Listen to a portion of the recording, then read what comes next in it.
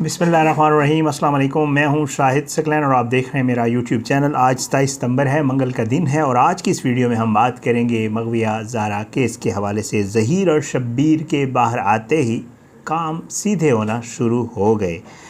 Case जो है 16 अप्रैल से शुरू हुआ था। आज ज़रा मैं इसको थोड़ी सी आपको आज अदालती कार्रवाई बताऊँगा, अदालती कार्रवाई में क्या कुछ हुआ, और फिर थोड़ी सी हम बात करेंगे कि आखिर क्या वजूहात हैं कि पाकिस्तान के जुडिशल सिस्टम में ये सारे मामलात यूँ होते हैं।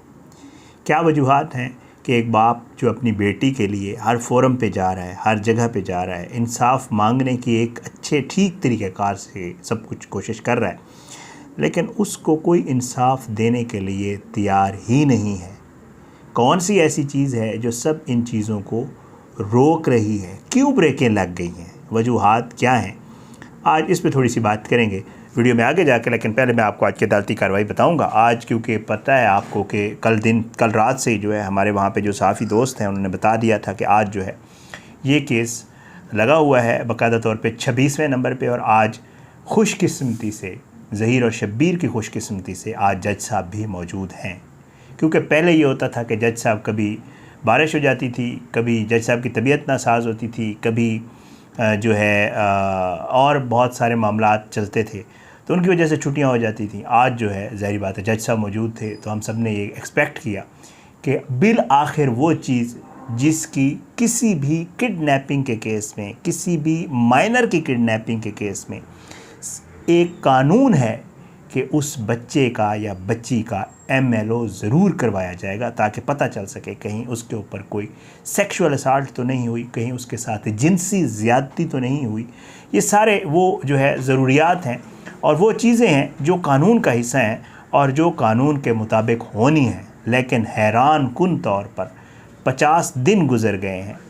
माइनर जो है चाइल्ड प्रोटेक्शन में है और जो करने वाला है, जो मुल्ज़िम है, वो पहले बड़ी मुश्किल से गिरफ़्तार हुआ सिंध पुलिस ने कोई 5, 4, 6 दिन 10 दिन के लिए, और फिर उसके बाद वो ज़मानत पर रिहा है। 26 नंबर पे फ़िक्स था केस की। जो है आज समाअत थी। जिब्रान नासिर साहब और उसके बाद आमिर नियाज़ बडेरा साहब जो उधर से वकील हैं, ये सारे अदालत में मौजूद थे। आज जो है ये रोस्ट्रम पर गए और अदालत को कहा कि जी आप हमारे आज MLO के ऊपर दलाइल सुन लें। लेकिन जज साहब ने कहा कि जी पहले और केसेस हैं वो मैं निपटा लूँ, ज़रा उसके बाद बात करते हैं। 26वें नंबर पे तकरीबन इनकी जब बारी है, ये दोबारा गए रोस्ट्रम के ऊपर। उन्होंने कहा कि जी आप सुन लें, ये बहुत अहम नोयत का मामला है, हुक्म इम्तना आपने ख़ुद दिया हुआ है, मेहरबानी करें आप इस केस को सुन लें। तो क्योंकि उस वक्त आपको पता है जजेज़ की एक टी ब्रेक होती है 10:30 से 11 बजे, वो ज़रूरी होती है। तो जज साहब ने कहा कि जी टी ब्रेक के बाद इसको सुनेंगे। लेकिन टी ब्रेक के बाद क्या हुआ, तकरीबन कोई 11:20 के बाद जो है 10:30 से जो है 11:20 के बाद के आसपास जज साहब आए। तो ये लोग फिर रोस्ट्रम पे गए। उन्होंने कहा जी हमारी बारी। तो उन्होंने कहा नहीं जी, सेट असाइड किया हुआ था उन्होंने इस केस को, और उन्होंने कहा कि जी ऐसे करते हैं, एक केस पहले से पड़ा हुआ है तो ज़रा मैं उसको सुन लूँ, फिर उसके बाद आपको सुन लेता हूँ। ये मामला कोई 12 बजे तक चला। 12 बजे तक जब ये मामला चला तो उसके बाद 12 बजे के करीब जो है वो उसकी, क्योंकि समाअत केस की थोड़ी लंबी हो गई तो जज साहब थक गए। जज साहब ने कहा कि किधर हैं वो अपना जिब्रान नासिर साहब और जो ज़हीर के वकील हैं उनको बुलाएं, इनको अगले हफ्ते की पेशी दे देते। उसके ऊपर वकला ने, दोनों तरफ के वकला ने शोर मचाया। उन्होंने कहा जी केस सुने, क्योंकि आमिर बडेरा साहब जो हैं जो ज़हीर के वकील हैं, उन्होंने ये कहा कि जी मैं तो अगले हफ्ते यहाँ हूँ ही नहीं, मैं तो इस्लामाबाद जा रहा हूँ, तो आप मेहरबानी करें आप ये केस जो है इसी हफ्ते में सुन लें तो आपकी मेहरबानी होगी। बहरहाल जिब्रान नासिर साहब ने भी कहा कि जी आप, हम तो चाह रहे हैं आज ही सुन लें, आप अभी टाइम भी है 12 साढ़े 12 है, अभी तो टाइम है अदालत का, तो आप अब आपने वो केस भी सुन लिया है तो आप मेहरबानी करें आप ये केस सुन लें। इसके ऊपर जज साहब ने कहा नहीं यार इसको अगले हफ्ते पे रहने। बहरहाल वकला ने बड़ी कोशिश की जी। वकला की कोशिश के बाद जज साहब इस बात पर राज़ी हुए कि उन्होंने जुम्मे का टाइम दे दिया कि जी हम इसको फ्राइडे को सुन लेते हैं। फ्राइडे के बाद आमिर नियाज़ बडेरा साहब जो है वो अदालत में ही मौजूद रहे और जिब्रान नासिर साहब अदालत में मौजूद रहे। जब मामला थोड़ा मज़ीद देर हुई तो आमिर नियाज़ बडेरा साहब रोस्ट्रम पे गए। उन्होंने कहा कि जी अगर आप इस केस की डेट मज़ीद करीब कर दें तो आपकी मेहरबानी होगी, आप इसको अगर जुमेरात वाले दिन लगा दें। तो जज साहब ने नज़र करम की और उन्होंने आमिर नियाज़ बडेरा साहब के कहने के ऊपर ये केस जो है वो जुमेरात वाले दिन सुबह 11:30 बजे के लिए फ़िक्स कर दिया और 11:30 बजे जो है उम्मीद यही है इंशाअल्लाह 50 दिनों तकरीबन 50 दिन के आसपास इस मामले को हो गए। इन्हीं जज साहब ने इसके ऊपर हुक्म इम्तना दिया हुआ है, इन्हीं जज साहब ने रोका हुआ है कि जी MLO ना करवाएं, लेकिन वो यही नहीं सुन रहे कि जी आखिर जिब्रान नासिर साहब क्यों MLO करवाना चाहते हैं और आमिर नियाज़ बडेरा साहब MLO क्यों नहीं करवाना चाहते। इस बात को जज साहब ने अभी तक नहीं सुना। हैरान कुन तौर पर जो वक्त गुजरता जा रहा है, ज़ाहिरी बात है जो जिब्रान नासिर साहब हैं, जो अली काज़मी साहब हैं, जो इनके वकला हैं, उनकी तशवीश बढ़ती जा रही है कि ज़ाहिरी बात है मामला आइदर साइड कुछ भी हो सकता है। ये अदालती फ़ोरम के ऊपर ये मामलात होते हैं, फ़ैसला किसी के हक़ में या किसी के ख़िलाफ़ अदालतों से आते होते हैं, क्योंकि यही सिस्टम है, इसी के साथ ही सारा काम चलना है। लेकिन कम अज़ कम केस तो सुन लिया जाए, दलाइल तो सुन लिया जाए, कोई फ़ैसला है। जैसे आपने पहले दिन ही हुक्म इम्तना जारी कर दिया और रस्ते से ही बल्कि रस्ते क्या उधर पहुँची हुई बच्ची को वापस बुलवा लिया गया सईद रिंद साहब की मेहरबानी और आमिर नियाज़ बडेरा साहब की मेहरबानी से, और MLO जो है जो हो रहा था वो रोक दिया गया। तो उसको रोक के फिर इतने दिन इस केस को ना सुनना, ये भी बड़ी हैरान कुन बात है। हैरानी ये है कि लोग इस केस के साथ बहुत ज़्यादा इमोशनली जुड़े हुए हैं। कोई भी फ़ैसला आ सकता है इस केस का, ज़ाहिरी बात है। MLO हो सकता है, नहीं भी हो सकता। MLO ना हुआ तो फिर क्या होगा, उसका चालान के ऊपर क्या असर होगा, ये एक अलग डिबेट है।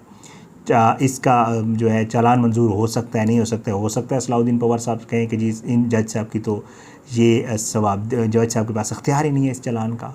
पवार साहब कह सकते हैं, पवार साहब ये भी कह सकते हैं कि बच्ची का MLO नहीं करवाया जा सकता, ना करवाएं, बिल्कुल कह सकते हैं। लेकिन ये लीगल बैटल्स होती हैं, ज़ाहिरी बात है यहाँ से ना हो फिर उसके बाद वो अगले फोरम पे जाएंगे। दोनों तरफ के लोगों का हक होता है, क्योंकि आपको पता है जो पहले एक ज़मानत वाला डिसीजन आया हुआ और दूसरी तरफ से इन्होंने जैसे, तो दोनों तरफ के लोग जो है वो अगले फोरम्स के ऊपर या जो उनके रेलिवेंट फोरम्स होते हैं उनके ऊपर इन केसेस के फैसलों को चैलेंज करते होते हैं। और ये होता है दोनों तरफ से, राइट होता है, मुलज़िम का भी राइट होता है, उधर से जो मुद्दई होते हैं उनका भी राइट होता है। बहरहाल ये एक मामला चल रहा है, लेकिन हैरान कुन तौर पर वकला का ये काम होता है, मुलज़िम के वकला का ये काम है वो लिंगर आन करे। मुलज़िम के वकला का ये काम है, उसने पैसे लिए हैं, उसने इसी चीज़ के पैसे लिए हैं कि उसने मुलज़मान को बचाना है, उसका ये काम है, उनको डिफेंड करेगा, दलाइल देगा, कोशिश करेगा, कहेगा कि इनका कोई कसूर नहीं है। ज़ाहिर बात है और बारहा कहा भी जाता है वकला की तरफ से।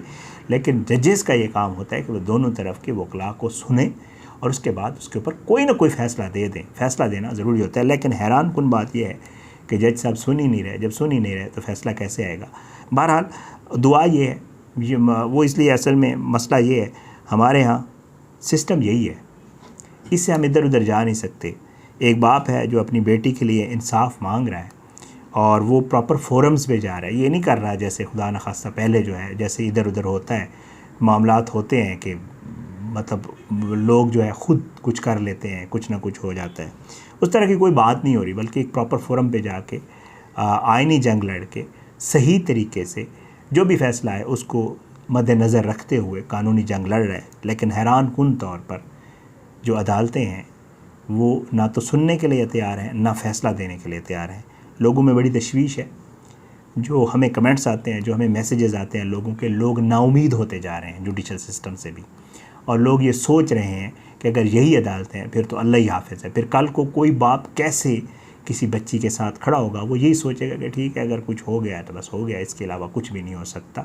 क्योंकि अदालतों ने अगर फ़ैसले करना इस तरह छोड़ दिया और अदालतों ने सुनना छोड़ दिया तो ज़ाहिर है लोगों का इस सिस्टम से और अदालतों से पहले ही एतबार उठ चुका हुआ है। और अगर इस तरह की कार्रवाइयाँ होंगी, इस तरह के मामलात होंगे तो फिर लोग अदालतों से पूरे के पूरे नाउमीद, क्या बल्कि वो समझ लेंगे कि ये अदालतें तो इस काम के लिए हैं ही नहीं, बल्कि ये एक वो मैंने उस दिन वर्ड यूज़ किया था, जुडिशल मैनेजमेंट होती है।